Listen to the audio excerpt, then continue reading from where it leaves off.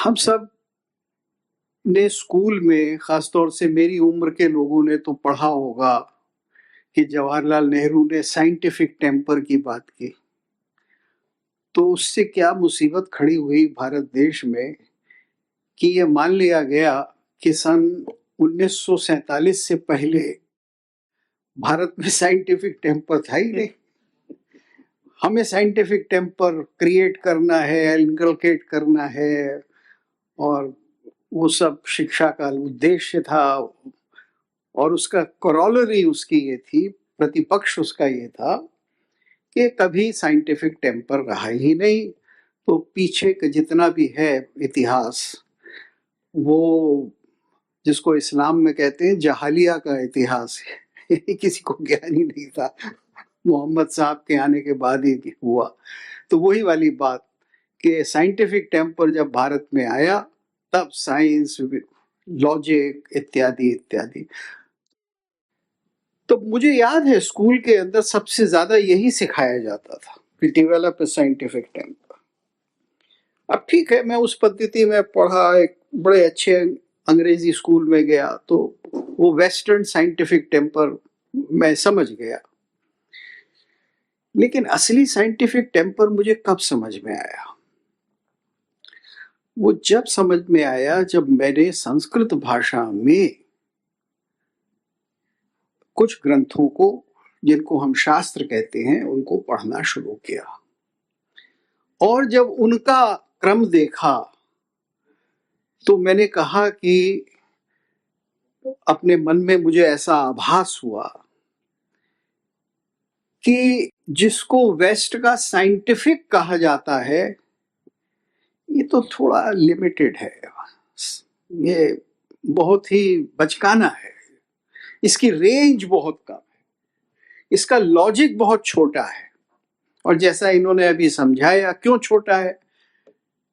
क्योंकि ये केवल इंद्रिय जगत या फिजिकल सेंसेशन, परसेप्शन के ही दायरे में है, उससे आगे नहीं है। तो जो प्रत्यक्ष है, मतलब फिजिकल प्रत्यक्ष है आंख से, वो ही प्रमाण है, उसके अतिरिक्त नहीं है।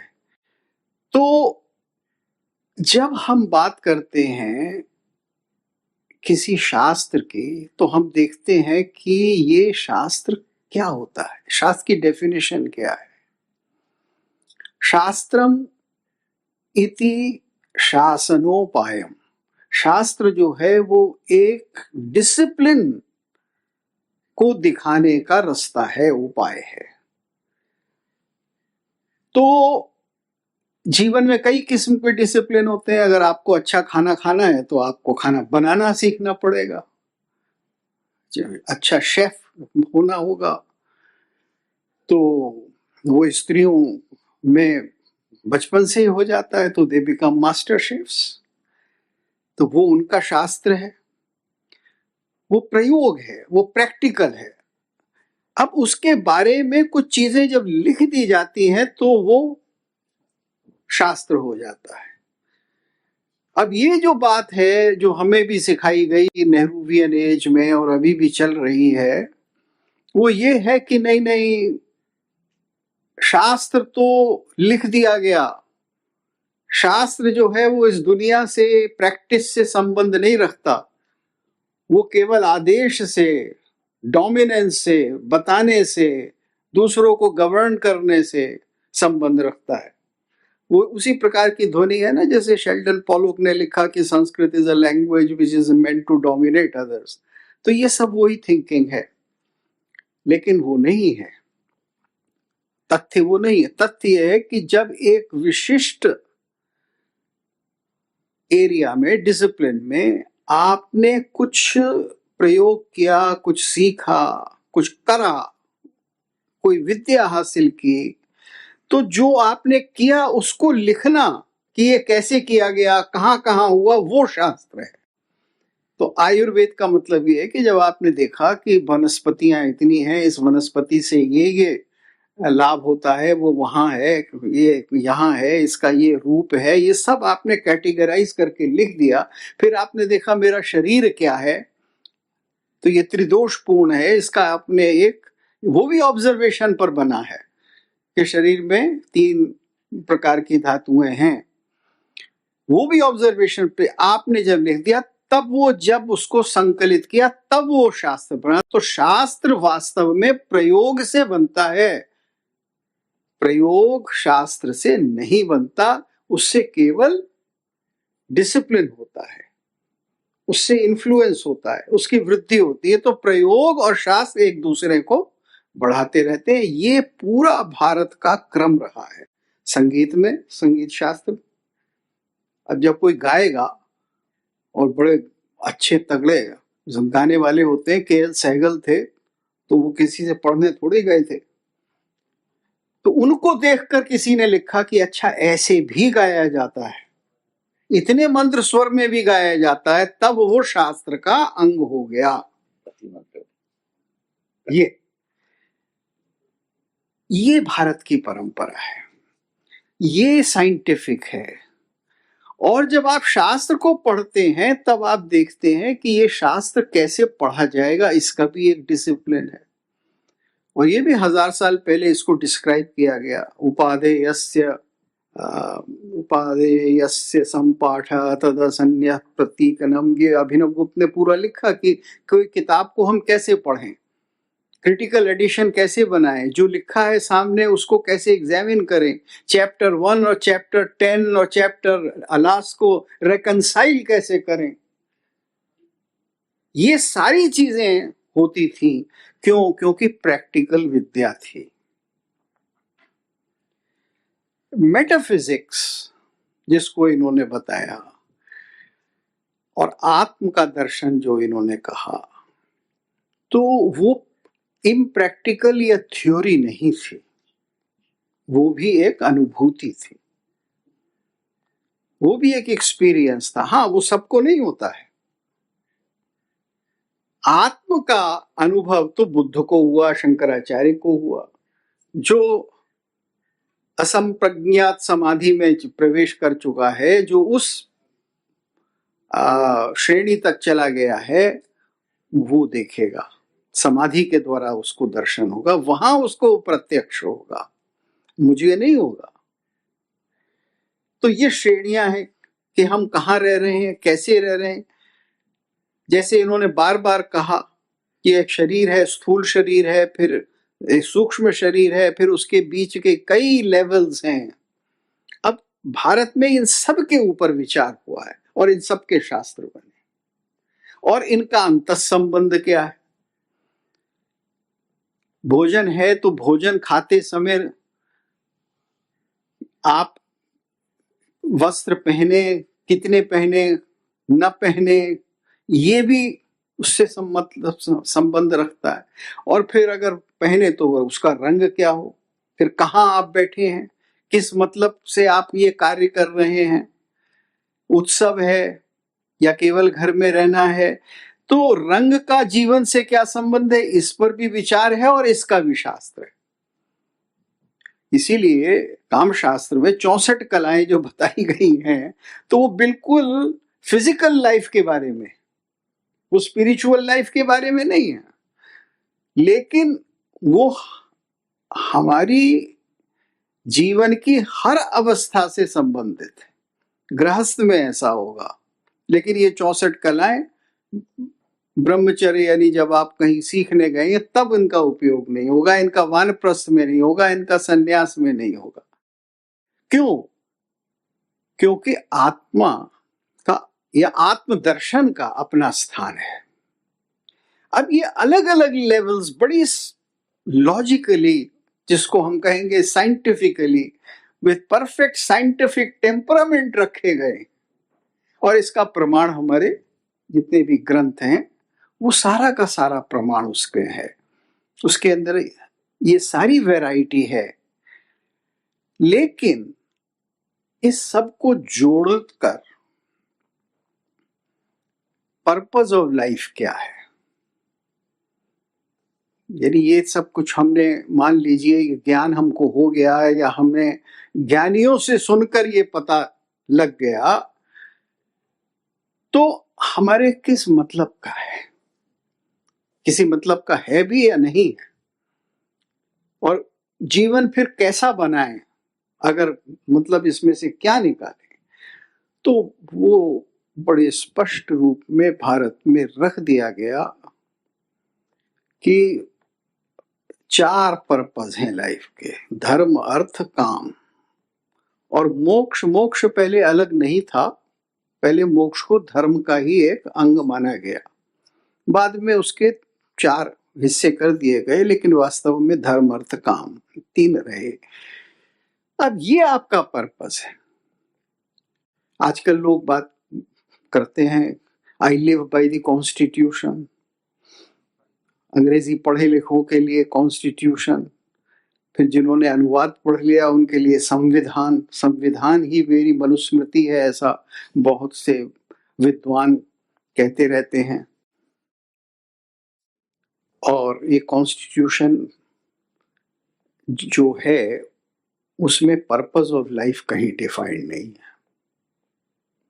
We the people of India, Bharat, ये वो सब कुछ है, लेकिन ये किसके लिए? अमेरिकन कॉन्स्टिट्यूशन में तो है happiness, pursuit of happiness American constitution में बड़ा स्पष्ट है, लेकिन इंडियन कॉन्स्टिट्यूशन में तो नहीं लिखा है। अब आप कैसे लिख सकते थे? अगर आप लिख देते कि लाइफ का पर्पस है धर्म अर्थ काम मोक्ष, तो अनसेक्युलर हो, तो नॉन सेक्युलर हो जाता ना हमारा कॉन्स्टिट्यूशन। तो इसलिए उन्होंने कहा पर्पस ही मत करो, छोड़ दो। तो मैं अक्सर कहता हूं कि जब तक आप इसमें कोई पर्पस नहीं डालेंगे, लाइफ का पर्पस क्या है, इंडिया का पर्पस क्या है, तब तक आपका कॉन्स्टिट्यूशन तो पूरा ही नहीं हुआ। डालिए, परंपरा ने तो उसको बना रखा है, धर्म अर्थ काम जो है, धर्म अर्थ काम मोक्ष, ये इनमें एक बैलेंस है।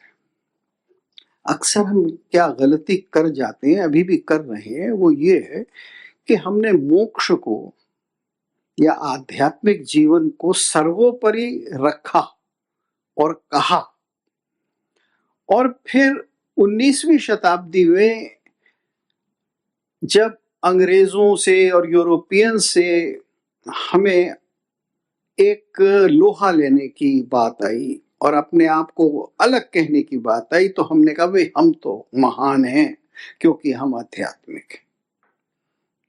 ठीक है, अब वो सच भी है। विवेकानंद ने यही कहा शिकागो में जाके 1892 ऐसे है। लेकिन अगर वो ही कहा जाए और वो ही हम बिलीव करने लगे कि और कुछ हम हैं ही नहीं, तो फिर तो धर्म अर्थ और काम में ये धर्म गायब हो गया, अर्थ गायब हो गया और काम गायब हो गया, केवल मोक्ष रह गया। अब ये दुर्घटना भारत में हो गई।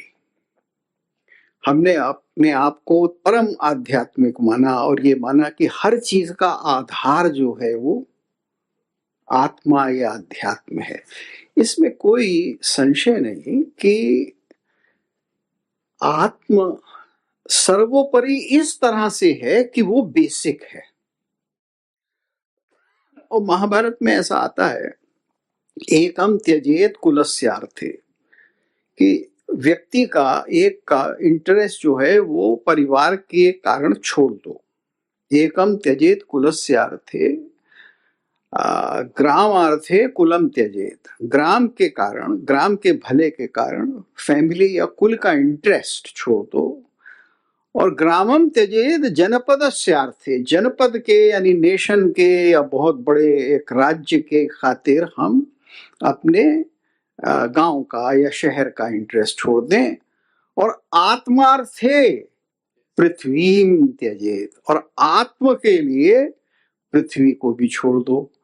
तो बात शुरू होती है एक से। एक का मतलब individual with body, with all 5 levels etcetera. और आत्म का मतलब फिर वो आत्म व्यक्ति नहीं है, वो परमात्मा भी है, वो सब है, सब कुछ है। जो मैक्रोकॉज्म कहिए उसको, या परम सत्य कहिए, या जो जगत कहिए, वो सब है। तो उसके बारे में तो बात होगी, वो सर्वोपरि तो है ही, उसे सिद्ध करने की आवश्यकता नहीं, वो स्वयं सिद्ध है। हाँ, नास्तिकों के लिए वो नहीं है, नास्तिक से मतलब चारवाकों के लिए या मार्क्सिस्ट के लिए, क्योंकि वो शरीर को ही परम सत्य मानते हैं कि भाई देह से अधिक कुछ नहीं है, इसलिए जो देह का अनुभव है बस वही अनुभव है, जब वो खत्म हो गया तो सब कुछ खत्म हो गया। उनको छोड़ दीजिए, अधिकांश दर्शन जो है वो परमात्मा को या मैक्रोकॉज्म को या जगत को या मनुष्य से कुछ बड़ा है जिसके भीतर हम हैं ये मानते हैं।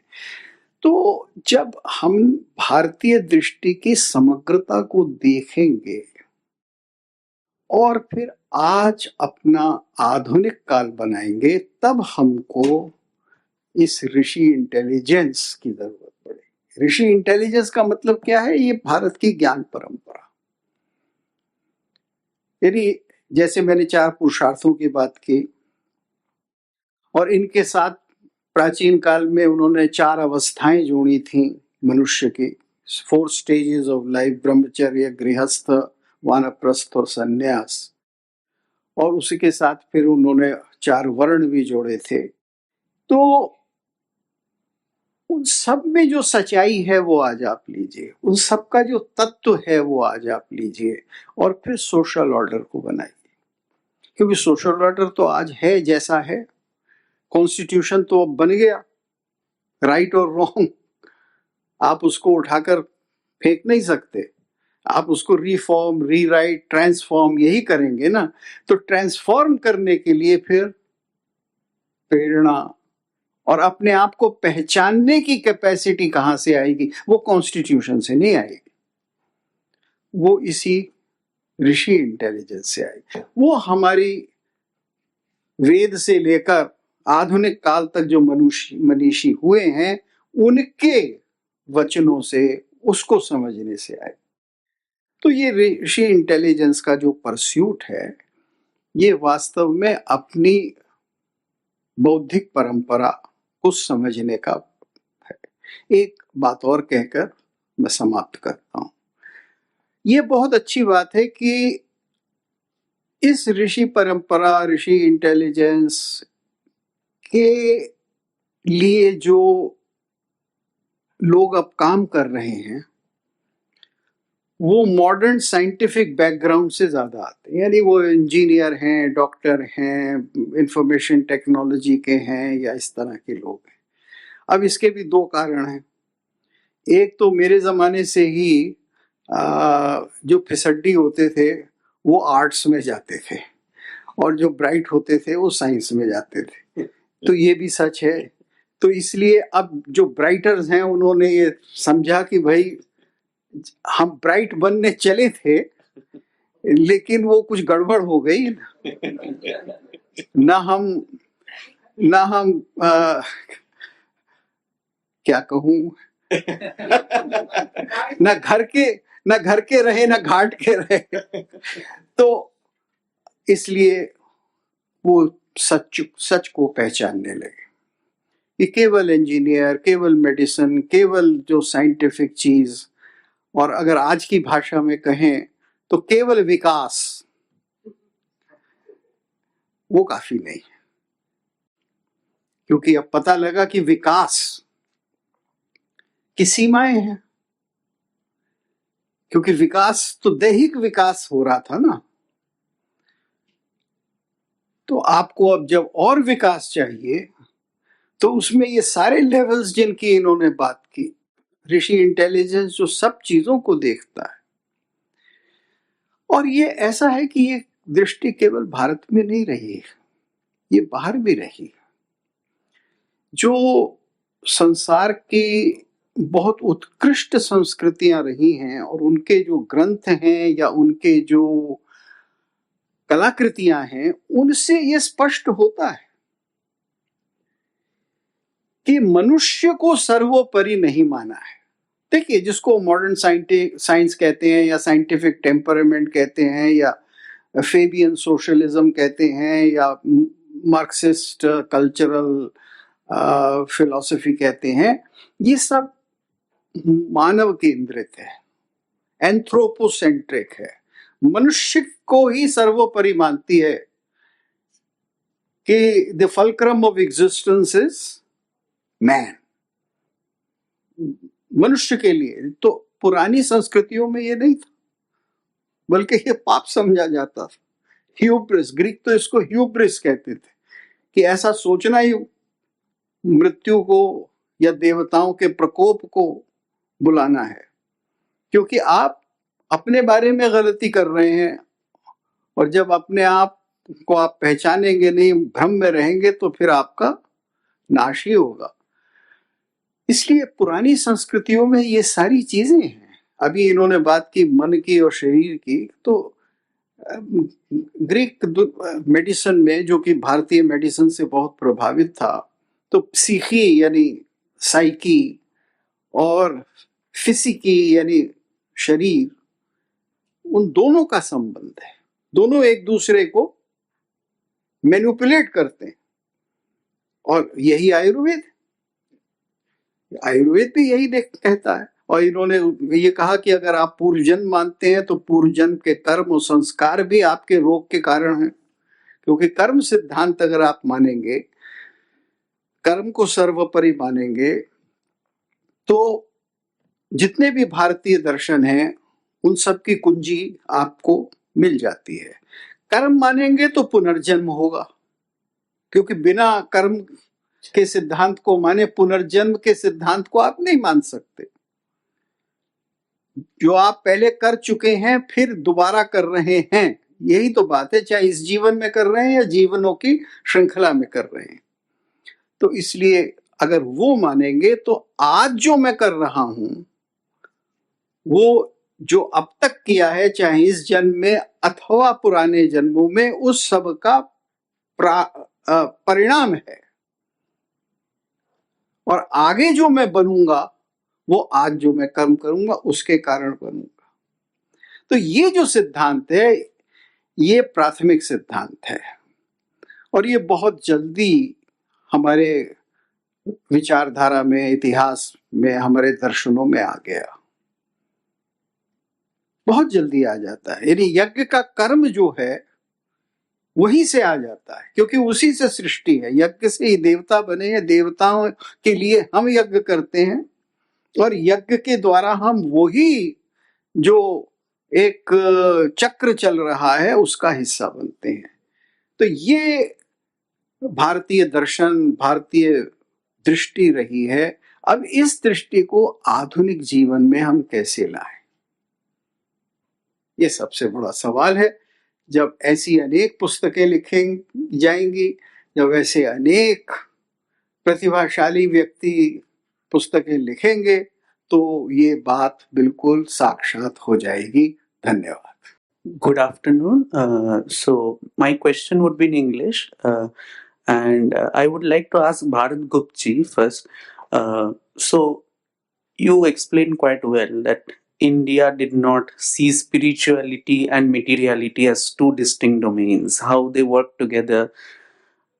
But what happened in the 19th century is that a lot of Indians themselves might have realized by seeing the material achievements of the West that while we were doing good in dharma, we were somehow lacking in artha and kama.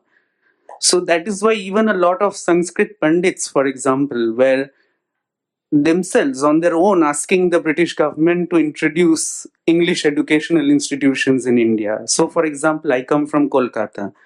The Hindu college was, ironically enough, not established by the British government. It was the educated Indians who wanted to have such an institution. A person like Ram Mohan Roy, who himself knew Sanskrit very well, was saying that, yes, Sanskrit did a lot of great things in the past, but what is it doing in the last 200 or 300 years? We are just having, he used the words, vain metaphysical discussions. So my question is that where did this disjunction between theory and practice develop? Because by 18th century, there was a feeling even among educated Indians that their Indic knowledge traditions had become irrelevant in light of what had happened in the West. So I think while we should criticize the West for what it did, we should also be a little humble in accepting that somewhere we had gone wrong and somewhere the West might have got some things right from 15th century onwards. What would be your take on it? See, this is a very deep question, not just related to 19th century or the period of Raja Ram Mohan Roy. It's a question which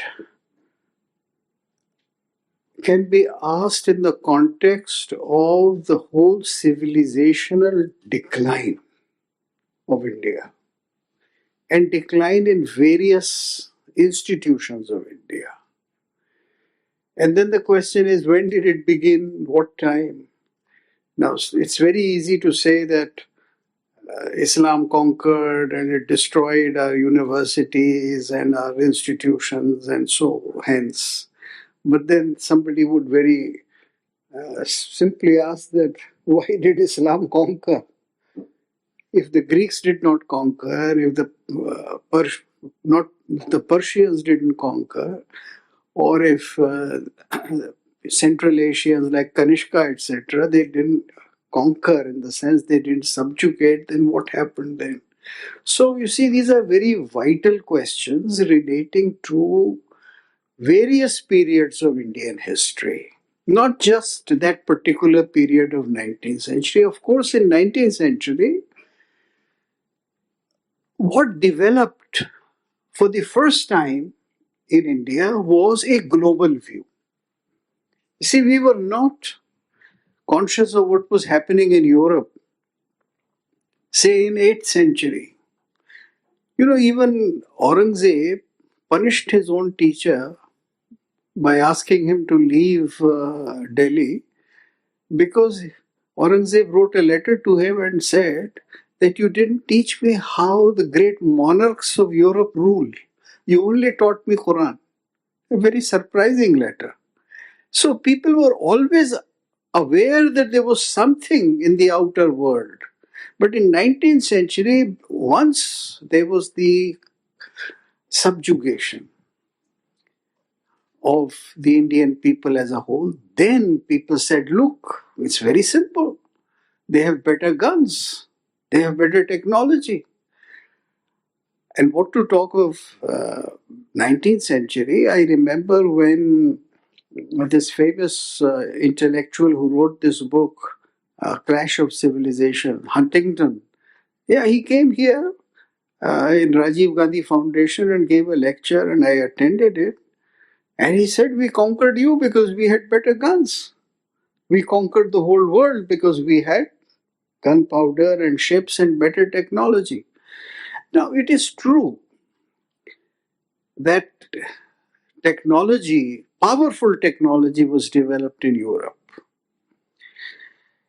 Why in Europe? Why not in India?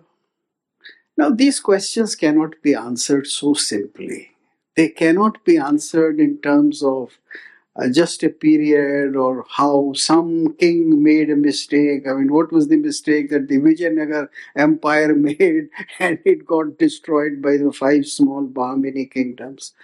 These are very big movements. And then, if you want to know what answer I can give, then I have no personal discovery about it, but I can only talk about what he said in the beginning, that there is a cycle, uthan or patan. See, this is what the classical view is.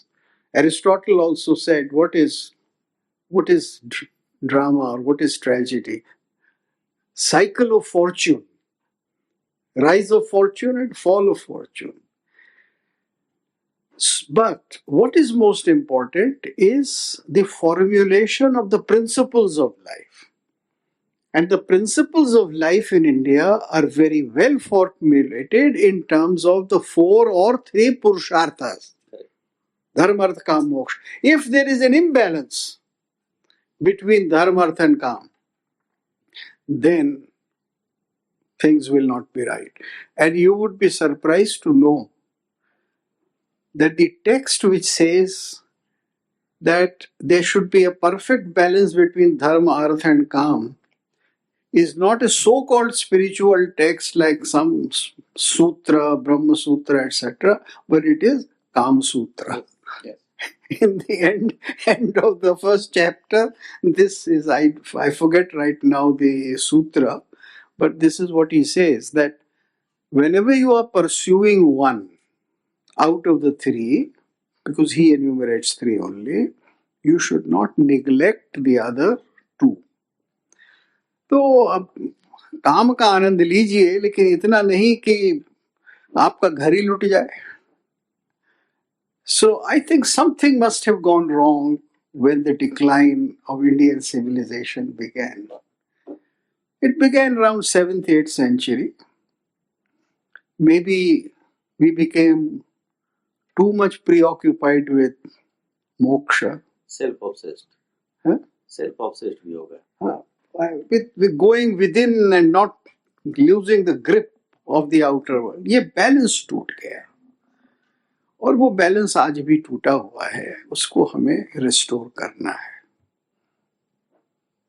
तो इसीलिए अगर आप तीर्थों का विकास चाहते हैं तो पर्यटन से विकास नहीं होगा.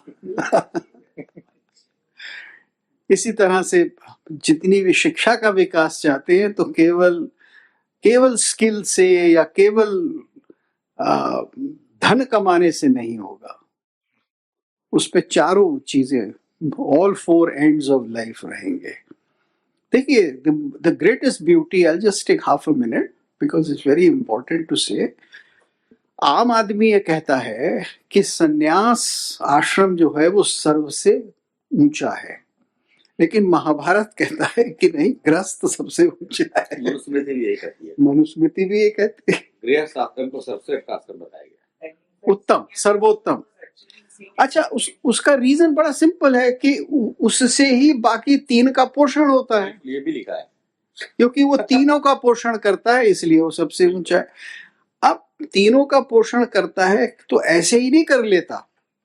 ये एक कल्चरल वैल्यू है. ये कल्चरल वैल्यू है कि मैं धन का संचय करता हूं, उपार्जन करता हूं, संग्रह करता हूं लोग, तो अब विद्यार्थी को भी मैं ही पढ़ाऊंगा. और फिर जो अब कहते हैं कि अच्छा भाई अब कुछ विचार कर लें, कुछ शहर के बाहर जाकर कुछ रहें चैन से, उनकी भी देखभाल मैं करूंगा. और जो आत्म के अन्वेषण में लग गए हैं उनका भी मैं पोषण करूंगा. ये this is a very fundamental values. Sir, मेरा नाम कुलदीप सिंह है. मैं सॉफ्टवेयर इंजीनियर हूँ. मेरा प्रश्न सर आपसे है, भरत जी से.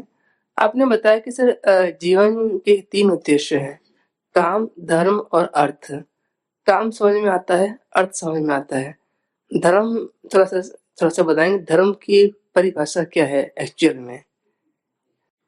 बहुत सारी परिभाषा है, लेकिन एक जो प्राथमिक है, धारयते इति धर्म, जो आपको सस्टेन करता है,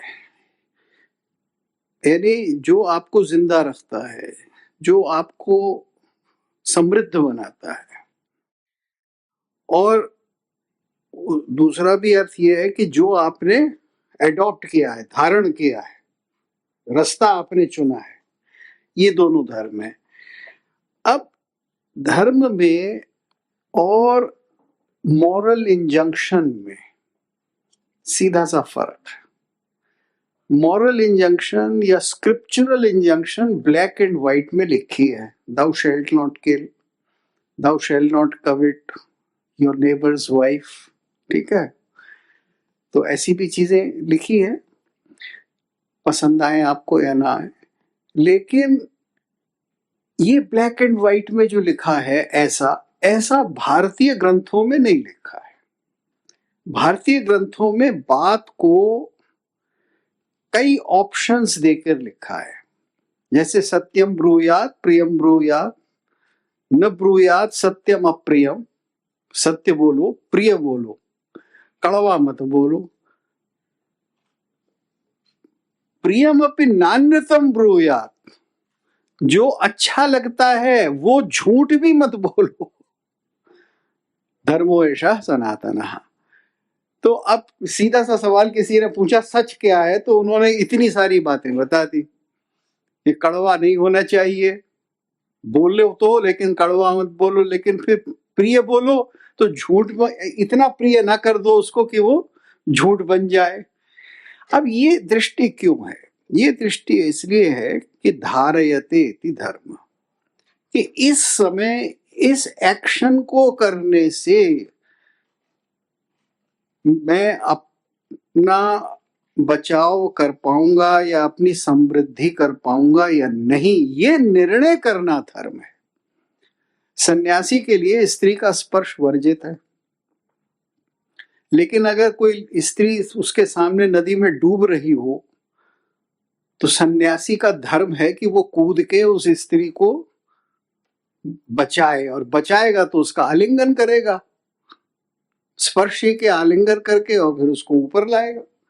अब सन्यासी अगर ये सोचे नहीं नहीं मैं तो छूऊंगा नहीं, मैं तो उधर देखूंगा नहीं क्योंकि वहां तो लिखा है, तो क्या धर्म हुआ उसके द्वारा या अधर्म हुआ? अब ये निर्णय करना कि नहीं, मेरा धर्म ये है कि मैं इसकी प्राण रक्षा करूं। तो धर्म का अर्थ इस तरह से व्यापक है, और जहां सिर्फ वो मॉरल इंजंक्शन के रूप में है वो संकुचित है। जहां सिर्फ क्योंकि हमारे यहाँ वो आचार है, ये करिए ये मत करिए, ये अच्छा आचार है, सदाचार है या दुराचार है, what to do, what exactly to do, ये आचरण है, ये धर्म नहीं है। तो राम ने छुपकर भी बाली पर बाण मारा, आचरण विरुद्ध किया, तो क्या राम धार्मिक थे? यहाँ आईसी में मेरी बड़ी लंबी बहस हुई थी, वो जो बड़े फेमस वकील थे, अब तो वो दिवंगत हो गए, वो जेठमलानी, हाँ राम जेठमलानी से बहुत लंबी इसी विषय के ऊपर मैंने उनसे कहा कि आप जो है सिर्फ एक ब्लैक एंड व्हाइट अप्रोच ले रहे हैं,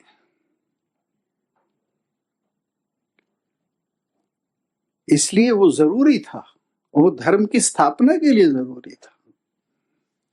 तो ये धर्म है। सर आपने एक चीज बोली थी कि भारत संविधान में पर्पस नहीं लिखा है, purpose of life, and but उसमें एक way of how you should live in the community so that someone else's right is not infringed upon.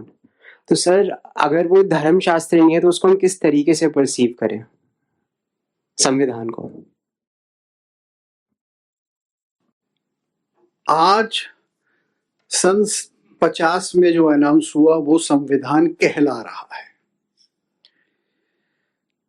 और उसमें basically commercial life, economic life और relationships of citizens as defined in certain groups, minority, majority, belonging to this region or that or classes, ये division है। वो तो कहीं नहीं लिखा, इंडिकेट नहीं किया कि माँ बाप जब बुढ़े हो जाएं तो उनको इंश्योरेंस दिलवा दो या उनको अपने ध्यान या कुछ ऐसा करना भी है कुछ इसी। और इंटेलिजेंस में राइट्स के बारे में लिखा है, चूंकि ये राइट्स वाली बीमारी लग गई थी यूरोप के अंदर, तो राइट्स हैं बट ड्यूटीज तो कहीं डिफाइंड नहीं है। अगर आप मनुस्मृति या और धर्मशास्त्र याज्ञवल्क्य पाराशर इत्यादि देखेंगे तो उसमें क्या करना है और क्या नहीं करना है। अच्छा, जो नहीं करना है वो इस सेंस में है कि इसके करने से अनिष्ट होता है, बहुत तकलीफ होती है। मोस्टली क्या करना है ये बताया है। अब हमारा संविधान ये नहीं कहता कि क्या करना है, वो संविधान तो सिर्फ ये कहता है कि हमें कुछ सेक्शंस ऑफ सोसाइटीज को ये देना है, और ये एंश्योर करना है कि इनके ऊपर ये जुल्म ना हो जाए. See, it's totally negative. The most difficult book and the most boring and repulsive book which I found was our own constitution. मैं अंग्रेजी का प्रोफेसर रहा 40 साल. उसकी अंग्रेजी इतनी थर्ड क्लास है, इतनी कॉम्प्लिकेटेड है जबरदस्ती कि वो आपकी समझ में ही ना आए. और उसका नतीजा आप देखिए, कोर्ट्स में जो वकील लोग लिखते हैं, जाने क्या क्या लिखते हैं, घुमा घुमा कर लिखते हैं. और अब तो आप सुप्रीम कोर्ट में जो बहस होती है, जरा उसे सुनिए, आपको समझ में ही नहीं आएगा कि ये क्या बात कर रहे हैं. और अगर समझ में आ जाएगा तो आप कहेंगे कि भैया 3-4 लाइनों में आप आराम से, बजाय ये कहने के ही इज अ लायर, आप कह रहे हैं sir he has not come to court with clean hands. और उसको 4 बार लिख रहे और उसके लिखने के 40,000 रुपए ले रहे हैं. इंटरप्रिटेशंस दे रहे हैं सब अपनी एक. नहीं, ये इंटरप्रिटेशन नहीं है भैया, ये केवल उसको इतना आडंबर बना देना है, जो रियल चीज है उससे दूर ले जाना है. इंडियन कॉन्स्टिट्यूशन जो है वो कॉलोनाइज्ड का कॉन्स्टिट्यूशन नहीं है. यानी हम कॉलोनाइज्ड रहे ना, वो कॉलोनाइजर का कॉन्स्टिट्यूशन है. बिल्कुल सही. कॉलोनाइजर डिवाइड करता है कि ये लोग हैं, ये लोग हैं. भाई मनु ने 4 वर्ण बना दिए ना, जातियां तो नहीं बनाई. जातियां तो इकोनॉमिकली बनती रहती हैं, बिगड़ती रहती हैं. वो अंग्रेजों ने बनाई. अब नहीं, अंग्रेजों ने उनका एक क्लासिफिकेशन किया है, और वो क्लासिफिकेशन जिस तरह से व्यवहार था वो नहीं है. ये भी कहना गलती है कि जातियां अंग्रेजों ने बनाई. आई नो ये डिबेट आजकल चलता है और मेरा काफी भिड़ंत हो चुकी है आर जगन्नाथ जी जैसे लोगों से. नहीं, ये कहना गलत है. जाति व्यवस्था तो भारत में थी और पॉजिटिव थी और प्रोडक्टिव थी. लेकिन अंग्रेजों ने क्या किया कि उन्होंने जो जाति व्यवस्था को कास्ट सिस्टम बनाकर जो उन्होंने क्लासिफिकेशन किया, वो रियल क्लासिफिकेशन नहीं था. क्योंकि इंडियन क्लासिफिकेशन ये था कि लोग according to their economic inheritance काम करते थे, जो आपको स्किल मिला है, और फिर बदल भी लेते थे. शिवाजी महाराज के जो पूर्वज थे वो तो लैंड टिलिंग करते थे ना, तो खेती करते थे. तो मनु के हिसाब से तो वो वैश्य वर्ग के हुए. फिर जब उन्होंने हथियार उठा लिए और उसमें वो अच्छे हो गए, तगड़े हो गए, तो वो छत्रपति बन गए. तो उसको इस तरह से एक तरह से फ्रीज कर देना है, ये अंग्रेजों का काम इसलिए था कि वो यही समझ सकते थे, देख सकते थे, क्योंकि उनकी सोसाइटी में ये फ्लेक्सिबिलिटी अप एंड डाउन की कभी थी नहीं. मिडिवल यूरोप के अंदर या तो लॉर्ड होता था या सर्फ होता था, मिडिल क्लास बहुत कम होता था, और मोशन नहीं हो सकती थी. एंशिएंट यूरोपियन सोसाइटीज रोम और ग्रीस के अंदर भी या तो अरिस्टोस यानी ऊपर बैठे और नीचे वल्गर होते थे, मिडिल क्लास वहां नहीं होता था. भारत के अंदर तो बहुत बड़ी इकोनॉमिक वैरायटी थी जिसको वो समझ ही नहीं पाए, और उसको उन्होंने दे दिया, उसे हमने कॉन्स्टिट्यूशन बना लिया. कास्ट सिस्टम को लेजिटिमाइज कर दिया, और उसको हमने ये कह दिया कि अब हम इनको रिलीफ प्रोवाइड करेंगे. इसमें जो दबे कुचले हैं नीचे कास्ट में, पहले तो आपने उन्हें डिफाइन किया कि ये दबे हुए हैं, ये कुचले हैं, ये ऐसे हैं. अब आपने उनको आप उनके सेवियर बन गए. जैसे व्हाइट मैन बर्डन था 19th सेंचुरी में कि व्हाइट मैन जो है वो लाइट लाएगा, तो ऐसे ही 1950 के बाद वो मॉडल हुआ कि हमारा पार्लियामेंट बैठकर लोगों को रिलीफ देगा, विक्टिम्स को रिलीफ देगा, तो राइट्स प्रोवाइड करेगा. ड्यूटीज किसी की भी नहीं होंगी इस देश में, प्रधानमंत्री से लेकर चपरासी तक. ये देखिए, ये जो सारा मॉडल बना है, इसकी वैल्यूज क्या है? इसकी वैल्यूज सर्विस की नहीं है, इसकी वैल्यूज दान की नहीं है, इसकी वैल्यूज देने की नहीं है, लेने की है। और देने की उसको है जिससे आपको कुछ लेना है। वोट हंटिंग, जिसका वोट लेना है उसको आप देंगे, बाकी किसी को नहीं देंगे, वो ही worthy of being given define किया जाएगा। तो इसमें धर्म कहीं नहीं, इसमें धर्म कहीं नहीं। इसी लाइन को कंटिन्यू करने के लिए एक सपोर्ट में दे सकता हूँ कि अंग्रेज जब जनसंख्या भारत में जातीय जनसंख्या हुई थी 1931 में, तो मात्र 94 कास्ट कंसिडर किया था बिहार के प्रोस्पेक्ट में। अभी जब सरकार जातीय जनगणना सेंसस के नाम पे कर रही है, सर्वे के नाम पे, तो 214 जातियों को इंट्रोड्यूस किया है। मामला सुप्रीम कोर्ट में चल रहा है अभी, लेकिन जातियों का आधार क्या है बनाने का उन्होंने बताया नहीं अभी तक। तो मनु को दोष देना तो खैर गड़बड़ चीज है। बाकी जो अभी बैठे हैं वर्तमान, उनसे ज्यादा इनसे पूछा जाए कि उन्होंने जातियां कैसे बढ़ाई। अंग्रेज भी तो 94 छोड़ गए थे, ये 214 लेकर आए। कि जाति का अर्थ दूसरा है, और एथनिक एंटिटी या एथनिक डिवीजन या एथनिक, वो अर्थ दूसरा है। जैसे आप सोशियोलॉजी में ये सारी जाति गणना और ये सब चीज पढ़ते हैं, ये एथनोग्राफी कहलाती है ना। तो ये एथनिक की डेफिनेशन जो है, ये कॉलोनियल टाइम्स में आती है, जबकि कॉलोनाइजर दूसरे देश में जाके देखता है, वो ये ऐसे रह रहा है, वो ऐसे रह रहा है, इसका ये रंग है, इसका ये कपड़ा है, इसका ये खाना है, उसकी वो स्टडी करके लिख देता है, क्योंकि उसे गवर्न करना है।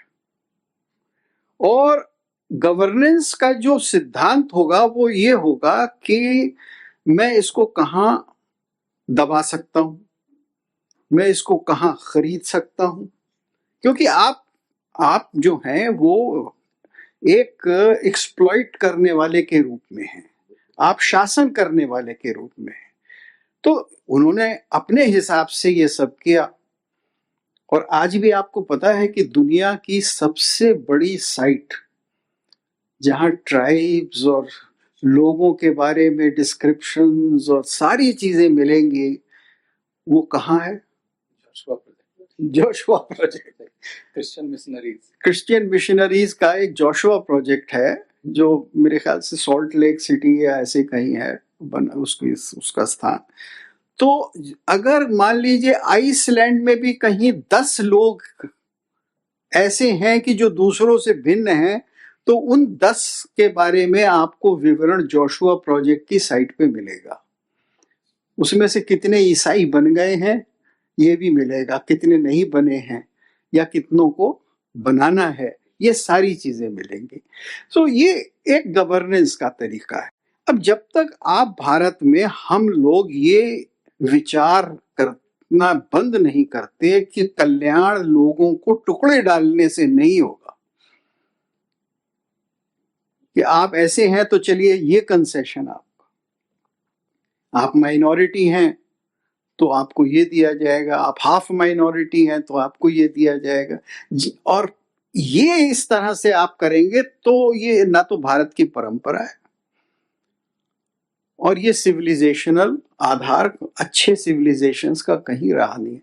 आपको आमूल चूड़ परिवर्तन ये करना होगा कि वो कौन से सिद्धांत हैं जिस पे सबको फायदा हो सके, और जो किसी तरह से अशक्त है उसको हम सशक्त कैसे बनाए। लेकिन उस सशक्त बनाने का आधार उसका रंग, उसकी भाषा, उसका मजहब,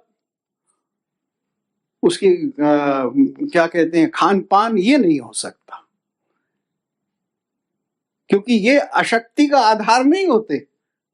मैं ब्राउन हूं इसलिए मैं अशक्त हूं, मैं मुसलमान हूं इसलिए मैं अशक्त हूं,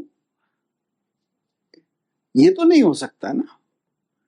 तो ये थिंकिंग जब तक आप नहीं बदलेंगे, क्योंकि यही कॉलोनाइजर की थिंकिंग है, और ये थिंकिंग हमारे ये तक के में नहीं, ये समझना, मैंने 2008 में किताब पब्लिश की थी, इंडिया कल्चरल डिक्लाइन और रिवाइवल। उसमें एक चैप्टर है व्हाट इज एथनिक, लंबा चैप्टर है 20 पेज का, आप वो देखिए, उसमें ये पूरा विवरण दिया है। और ये पहले एक बार प्रकाशित हुआ था इंडियन एंथ्रोपोलॉजिकल जर्नल में, बहुत पहले हुआ था, शायद 98 में ऐसे कभी। तो उसमें यही बात लिखी हुई है। अब ये जब तक कॉन्स्टिट्यूशन रहेगा, वो कॉन्स्टिट्यूशन भारतीय नहीं हो। इसी के साथ आपकी अद्वितीय और समर्पित प्रयास हमारी सभा को आगे भी शोभायमान करता रहेगा, ऐसी हमारी आकांक्षा है, शुभेच्छा है। इसी संकल्प के साथ हम आगे बढ़ते रहेंगे और भारतीय पुरातन संस्कृति को, भारतीय दर्शन को सरयू ट्रस्ट, संगम टॉक आगे बढ़ाता रहेगा वैश्विक पटल पर भी। अंत में बस इतना ही कहना चाहूँगा, भारत माता की जय। जय हिंद, जय भारत।